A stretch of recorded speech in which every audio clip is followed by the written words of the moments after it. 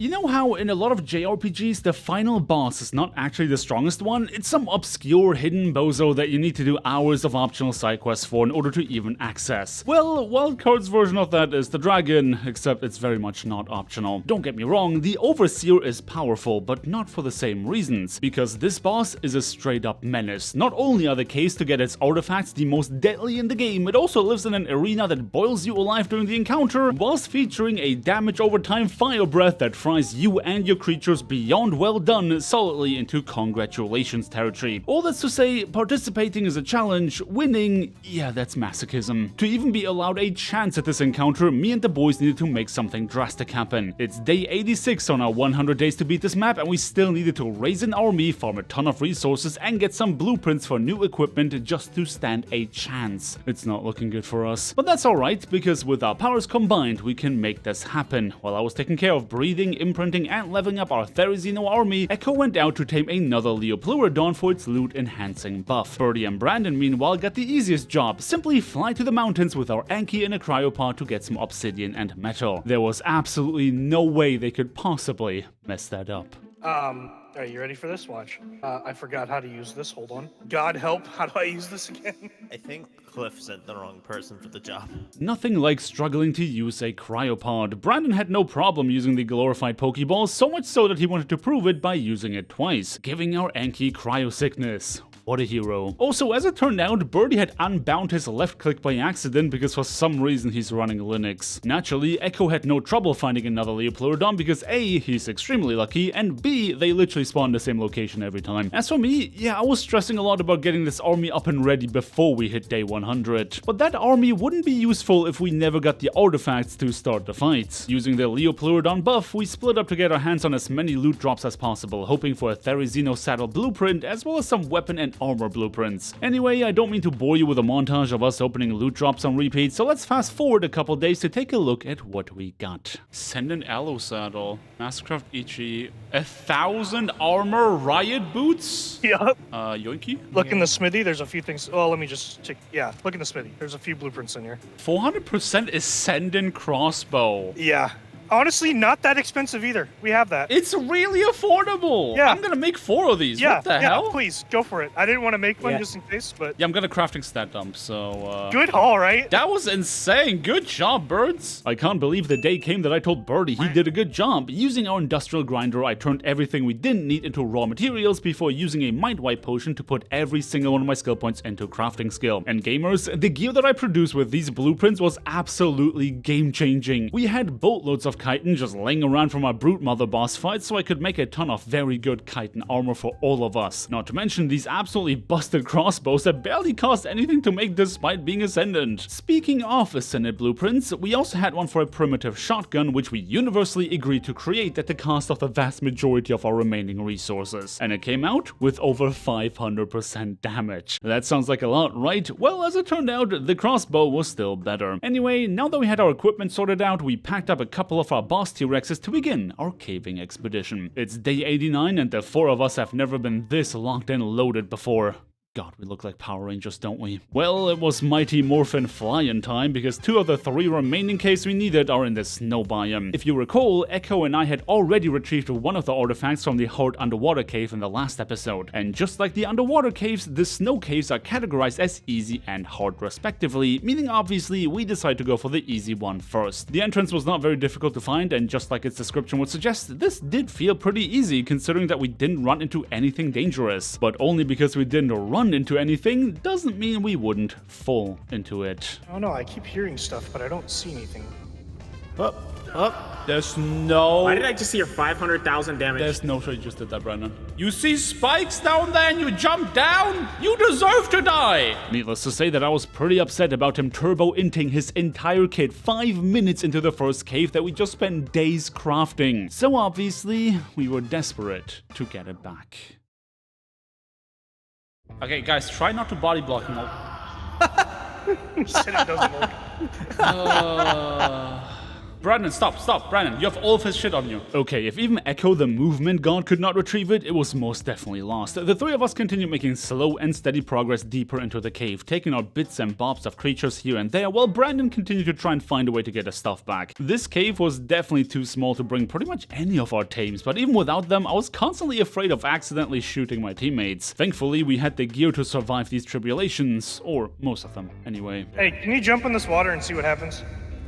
Alright, cool. Now we know.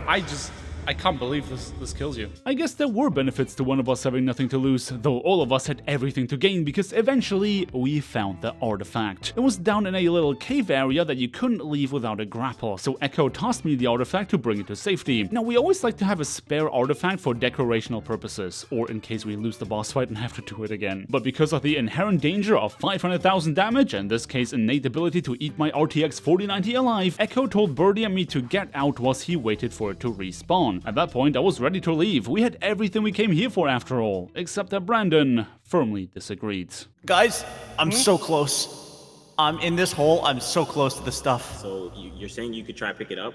Isn't there a way to go prone in this game? How do you prone? Button. X or Z. So X or Z, one of the two. Oh. Yeah, it's X. Oh. Yeah. Dude. No way, he got his stuff back. No shot. Credit where credit is due, he might have lost his gear like a pleb, but he got it back like a champion. The only problem? We just wasted a lot of time on what is considered to be the easy snow cave. Thankfully, the other one was right around the corner, but we could only hope that it didn't feature bottomless pits of doom, or very small puddles of water that deal 500,000 damage, I guess. What this cave definitely did have, however, were extremely high-level creatures. Just a few steps in, we were greeted by a direwolf that just so happened to be level 270. Reminder that the tameable max level of creatures on maximum difficulty is 150. Shooting our way through this cave was not gonna happen, which is why we brought out T-Rexes. Rita, Mobile, and 2 of our subscriber Rexes were locked and loaded, ready to tear these creatures to bits. Okay, I make it sound perfectly under control, but reality was that we often had to take breaks in order to force feed our creatures, because every time we fought anything, they took a beating. But this was a marathon, not a sprint. As long as we took it slowly, we could deal with one pack of creatures at a time in a safe and controlled manner. We also got to pick up some loot drops along the way, but there was nothing super useful on any of them. Eventually, our expedition was stopped by a crystalline wall. While this could be torn down with a simple pickaxe, what worried me was the prospect of what waited beyond. The initial plan was to pack up our T-Rexes and throw them back out as soon as we got the space to do so, but we couldn't even get that far without getting attacked. So we pivoted and created a defensive line that Birdie and Echo baited those creatures into. Honestly, it was a lengthy process and a decision that was not universally supported in our tribe. And well, let's just say that sometimes slow and steady really does win the race. That was down everything! I've been back up and stunned! No! Bye, Birdie.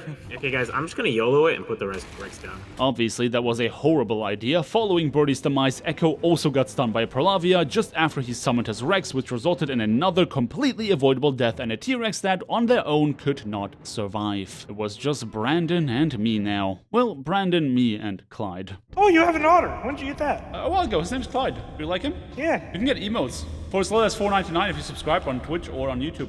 Subtle plug for my emotes here. Anyway, because Brandon was capable of listening to instructions without getting impatient, the two of us managed to fight our way ahead. Words would have a hard time describing how long this took, but numbers don't. Doing this pretty much took all of day 90. It took so long, in fact, that Echo managed to Dark Souls his way through the cave to catch back up with us. As for Birdie... Guys, I'm cold. Yeah, I'd rather not talk about that. Since Echo got his own T-Rex, my paying member killed, he had the privilege of piloting Mobile, knowing full well Birdie is probably going to have an aneurysm if anything was to happen to her. Keeping that in mind and trying not to die, the three of us finally managed to get to the artifact. The annoying part, there's no shortcut in this cave. Meaning, the way we get out is the way we got in, taking up even more of our precious time. Though to be fair, at least we got to pick up some drops. The final cave we had to conquer was the Swamp Cave. And I mean, am I gonna milk this run for drama knowing full well we've been farming cementing paste in here for days? You have your gas mask on? Yep.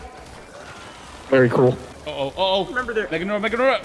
Brandon, don't. I'm backing up. I'm backing up. I'm going forward apparently. Auto jump. Oh my God, Alright, I'm spamming space. Brandon! I don't control this guy. Yes, I am. Besides Birdie dying 15 seconds into the cave run, obviously we came well prepared with a bunch of gas masks as well as our combat teams. Most of our enemies in here would be bugs that Buford could just eat and turn into cementing paste anyway, so it wasn't that big of a deal with all three of us alive. The big highlight was finding an absolutely insane Ascendant Rack Saddle blueprint that unfortunately was extremely expensive. Following that acquisition, we picked up the artifact and made way towards our base where we were going to start this boss fight. I'm glad I could contribute a lot to these last 2 cave adventures. Here's hoping he can pull his weight in the arena, because in order to defeat the dragon, we're going to have to do something we didn't need for any other guardian. Strategize. Unlike the Brute Mother and Megapithecus, this bad boy has different phases and mechanics that we need to play around. Our army was ready, waiting at the platform until a new drop arrived so we could use it to teleport to the arena. Our first course of action was splitting up the army. Echo was controlling half of it, with me taking the other one, so I whistled them into a corner where they are less likely to all get hit at once when the dragon shoots fireballs at us. Then I, and I alone, ran out on Sated to draw its attention. A few bullets from my newly acquired assault rifle were bound to achieve that, but to my dismay, it just didn't want to come down. We needed to make sure we didn't take too much damage before it landed, though to be fair, that was easier said than done. Oh, that's coming to me. Oh boy, howdy. Why are these theories running around like maniacs? Sorry. Throw him, Cliff! Is it coming down? Is it finally coming down? Coming down. Alright, Theris. Mine over here. Oh, they just ate shit. Pooping now's a really bad time, Satan! Flying back in the sky. Okay, flyer face. Separate the Theris. Birdie, it's you meantime. If you survive the first phase, good luck, because whilst that scaly bastard is raining down fire from the sky, you are going to have to contend with a flock of PTs and Dimorphodons. Since boss aggro is usually based on the drag weight of the creature, and carnivores like Rexus take more damage from the dragon's fire, Birdie and Brandon's job was not to attack the boss, but stay healthy to deal with the flyers. If you recall, Dimorphodons can attack the rider of a tame directly, meaning their job is extremely important, making it ever the more devastating that Birdie got nuked by a fireball. Echo had no choice but to abandon McGrattle and hop onto mobile. The Daeodon's healing was not going to matter if we got killed by Dimorphodons, but that meant that our Theris were taking a beating. Even with a few sweet veggie cakes in their inventory, they wouldn't be able to stay alive much longer without the Daeodon's help. And when Brandon also got burned to death, things were looking dire. Our only hope now was to unleash hell upon this thing with anything we got, because if it began flying just one more time, it was over. Oh no, we lost Delphi. Oh god, fire! So close to dying, bro. Just keep shooting. It's so close! Keep firing! Just a little bit more. Die already! Yes! Let's go. Holy shit, dude. We did it, even if just barely. With a few remaining seconds, we had Echo and I search for the bodies of our fallen comrades to save and retrieve their equipment, but ladies and gentlemen, you know what that means, right? With the defeat of the island's last guardian, there was only one foe still standing between us and Ascension. The Overseer. Are we going to be able to finish our 100 days triumphant, or will we fall short in front of the final hurdle? I guess we'll find out next time. But if you don't want to wait that long, what about you check out our last episode all about ocean exploration? Turns out there's a creature down there that can buff your loot quality, and if you want to know more about it, make sure to check it out via the code on screen right now. But until then, thank you everybody so much for watching. Don't forget to drop me a like on your way out if you enjoyed this video, subscribe if you want to see more, and I'll see you again next week when we are going to reach the end of these 100 days. Peace.